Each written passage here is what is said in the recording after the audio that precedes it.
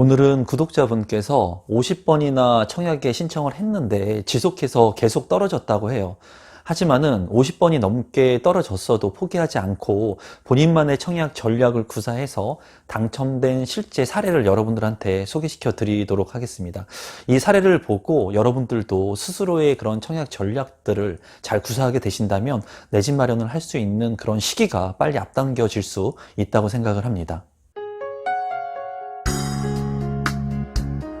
임성배 TV 보동과 덴데크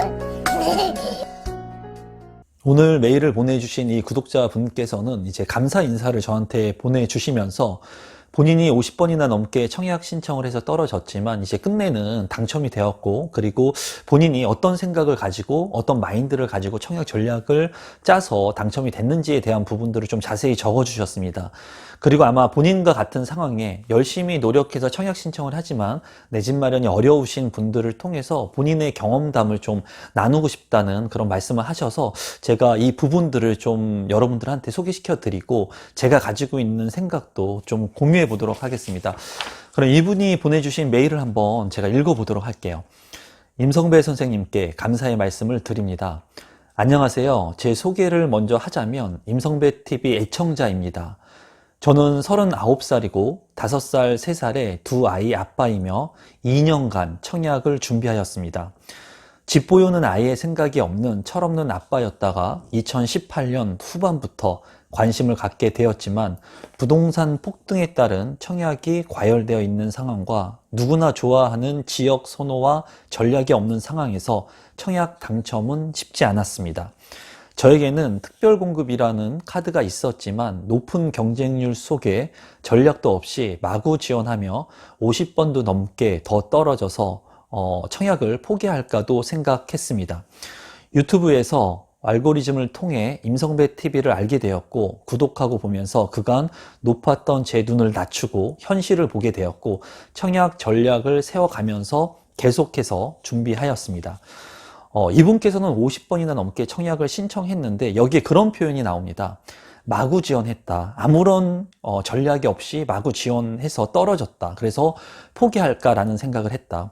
많은 분들이 제 유튜브 채널을 보시는 분들도 그럴 거예요.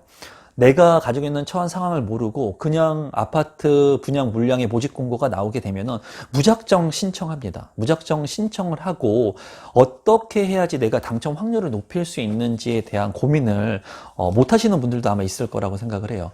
그 부분은 청약에 대한 그런 경험이 없고 그리고 부동산에 대한 경험이 없기 때문에 본인이 이러한 전략들을 잘 구사하고 이제 집중적으로 공부하고 노력할 수 없는 부분이 있기 때문인데요. 이분 같은 경우도 50번이나 넘게 떨어졌다고 해요. 하지만은 임성배TV를 통해서 눈높이를 낮추었다. 그리고 전략을 새롭게 구사했다는 표현을 씁니다. 이제 제가 말씀드리고 싶은 것은 나의 눈높이를 낮춰야 됩니다. 왜냐하면 내가 청약을 신청해서 당첨될 수 없는 지역, 그리고 수백 대 1이 되는 지역들을 사람들은 선호한다는 거예요. 왜냐하면 로또 청약이기 때문이죠. 내가 당첨만 되면 5억, 3억 이렇게 정말 큰 돈을 벌 수 있는 그런 청약 신청을 통한 내 집 마련을 누구나가 꿈꾼다는 거예요. 그런데 그런 청약은 당첨 확률이 높지가 않다는 겁니다. 중요한 것은 하루라도 빨리 내 집 마련을 하고 안정적인 생활을 가져가야 되는데 그런 기본적인 생활 패턴을 가져가지 않고 오로지 프리미엄에만 집중하기 때문에 누구나가 다 원하는 그런 아파트만을 청약 신청을 해서 내가 당첨되지 못하는 그런 오류를 범하게 된다는 거예요.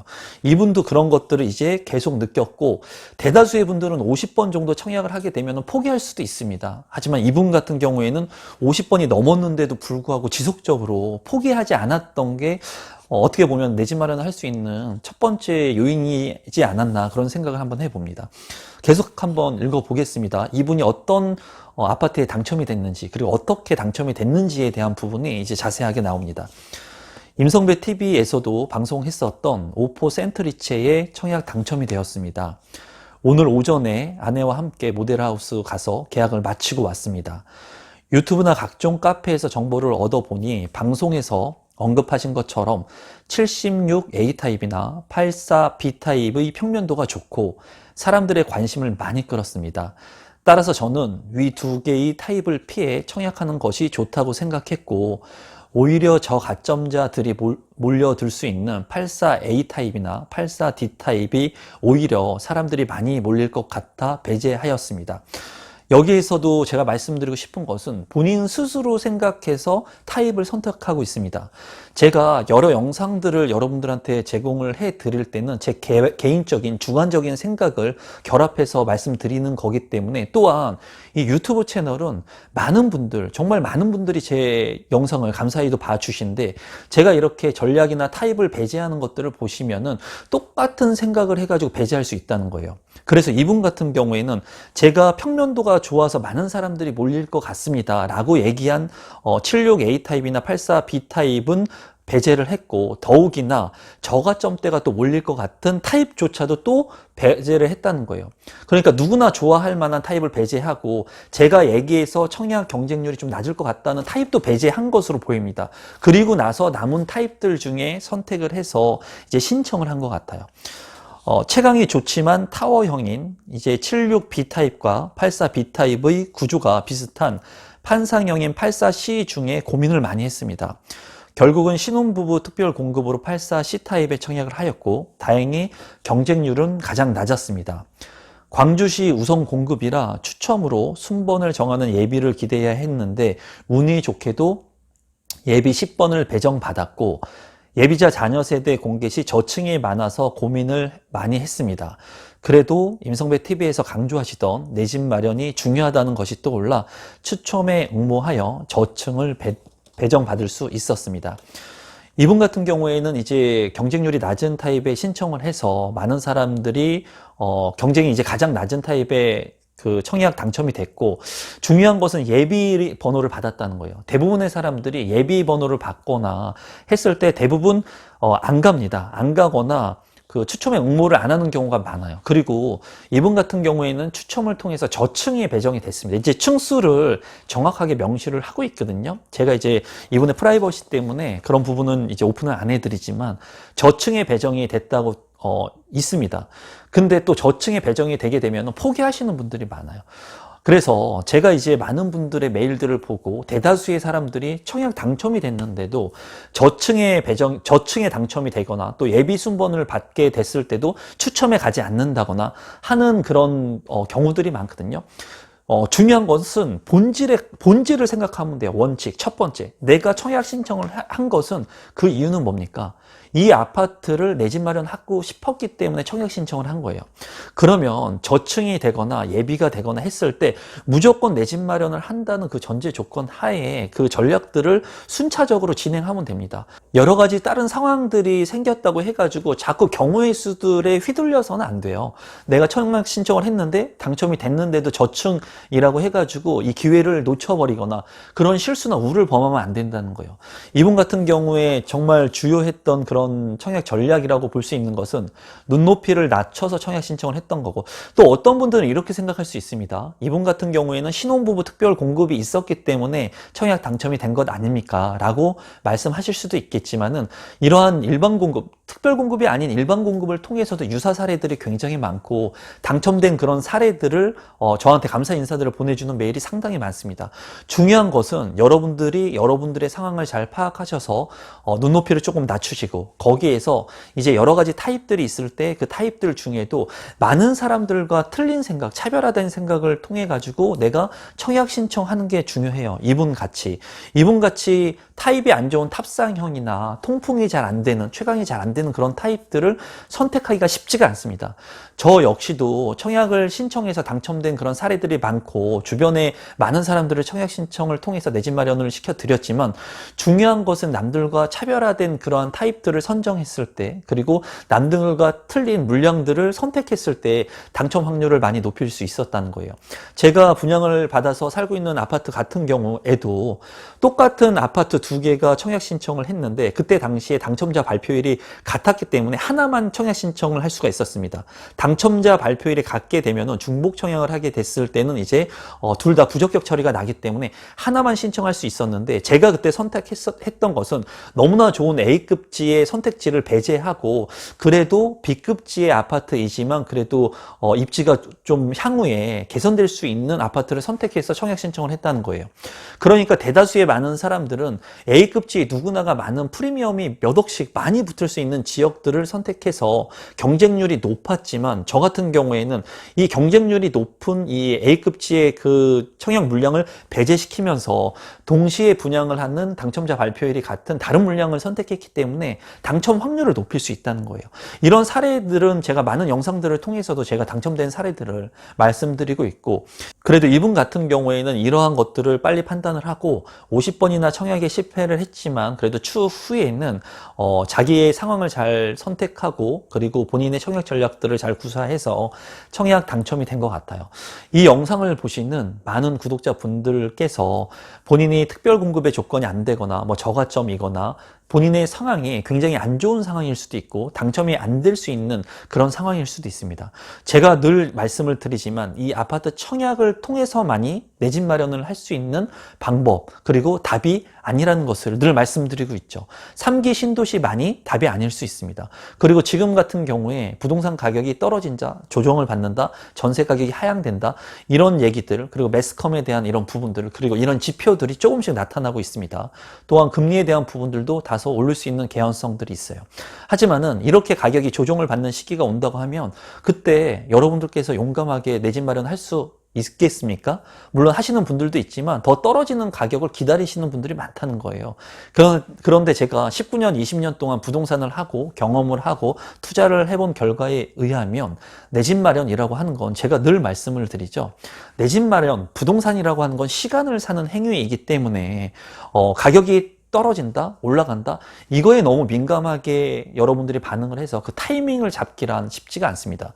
그리고 금리가 올라간다고 해서 부동산이 떨어진다고 말씀하시는 분들도 있는데, 금리가 올라가면서 부동산 가격이 동반 상승했던 시기들은 얼마든지 있습니다. 그래서 금리가 낮고 저금리이고, 물론 저금리일 때 부동산의 수요층들이 더 몰릴 수 있죠. 몰릴 수는 있지만 금리가 낮기 때문에 대출을 활용해서 레버리지를 활용할 수 있는 그런 범위가 높기 때문에.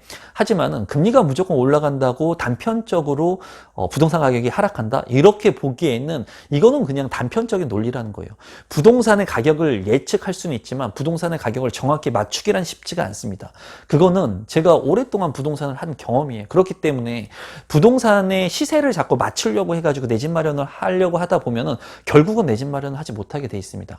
지금 이분 같은 경우에도 오늘 이제 이 메일이 도착한 지 얼마가 안 됐는데 오늘 오전에 아내와 함께 계약을 마치고 간다고 했습니다. 이분 같은 경우에는 불안할 수도 있어요. 부동산 가격이 좀 떨어지는 거 아닌가? 내가 타입 선택을 잘못한 거 아닌가?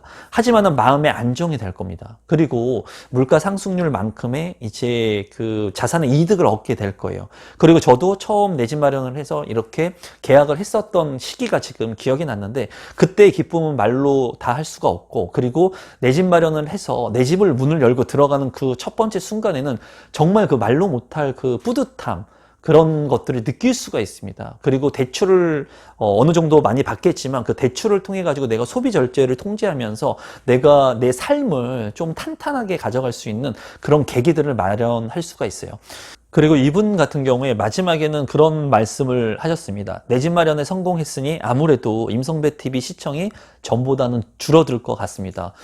저는 여러분들이 내 집 마련을 해서 행복하게 사시면 그것으로 만족을 합니다. 물론 제 유튜브 영상을 통해서 여러분들이 많이 시청해 주시고 봐주시면 좋겠지만은, 그래도 이렇게 내 집 마련에 대한 두려움을 많이 갖고 계셨던 분들, 그리고 대출에 대한 두려움들, 하지만 이런 분들이 제 채널을 통해서 하나하나씩의 단계별로 이런 부동산 재테크의 마인드를 정립하면서 만약에 여러분들이 내 집 마련을 하고 여러분들의 행복한 삶을 만들어 갈 수 있다면, 제 유튜브 채널 내 집 마련 하셔가지고 안 보시면은 저는 그래도 행복하다고 생각을 해요. 누군가한테 이렇게 도움을 드릴 수 있고 이런 감사의 메일을 받을 수 있다는 것 자체가 저는 그래도 요새 삶을 살아가는데 무언가 이 세상에 조금은 뭔가를 제가 한 것 같은 그런 생각이 듭니다. 물론 앞으로도 많은 영상들을 통해서 여러분들한테 조금이라도 도움이 될 수 있는 그러한 부동산 재테크에 대한 정보들을 제공해 드릴 거지만 많은 분들이 두렵고 어려운 이런 시기에